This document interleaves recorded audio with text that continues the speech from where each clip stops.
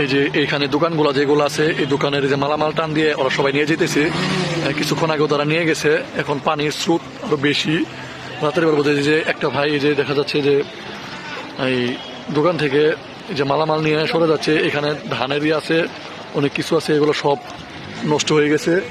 এইখানে বাজারে এইদিকে পুরোটাই পানি, আর এই যে এইদিকে যে এই দোকানগুলোতে পানি ঢুকতেছে। একটু আগে এখানে পানি ছিল না, আমি সামনে যাইতেছি, সামনে পানির অনেক স্রোত, ওইদিকে খুব খারাপ অবস্থায়। এইদিকে পানি,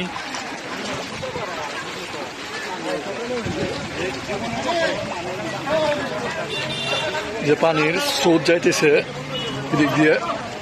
লোকজন এই যে গাছ যা আছে কুমিলের এগুলো টান দিচ্ছে, এগুলো ভেসে যেতেছে গা। যে এখানে যে ধানের ঘরের দিকে পানি উঠতেছে, যে পানি মুড়ি মুড়ি আছে।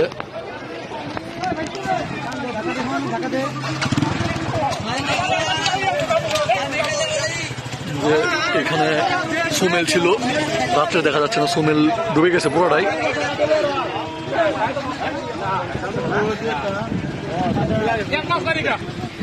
এই যে ট্যাংরাখালী আমাদের এখানে এই যে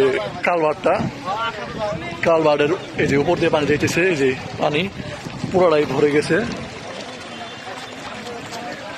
যে কালভার্ট, এই যে এখান দিয়ে পানি যাচ্ছে। এখন দেখ এই যে রিয়াদ লাইটটা ধরতে দে, লাইটটা মার দে না। এই যে পানি রাস্তার উপর দিয়ে যাইতেছে, যে কালভার্ট ভরে গেছে। এই পানি এদিকে আমাদের এলাকার এদিকে ঢুকতেছে, যে পানি উপর দিয়ে যাইতেছে। এখন হইতেছে এখন এই যে রাস্তা দিয়ে যে পানি, এই যে এখন এখানে প্রচুর ধার। এটা 100% পানি যাবো, সমস্যা নাই। এখানে হারা যাইতেছে না, রেড লাইটে ধর, হারা যাইতেছে না, এদিকে ধর। এদিকে পানির খুব সমস্যা, হারা যাইতেছে না। এখানে যাওয়া যাবো না, এখানে যাওয়া যাবো না, এখানে যাবো না, সামনে সম্ভব না, সামনে যাওয়া সম্ভব হইল না। এখন এদেশে এদিকে পানি প্রচুর স্রোত, এদিকে যাওয়া পসিবল না। এখন আমরা আবার ব্যাক করতেছি, সামনে এখানে কোনোভাবে সম্ভব না।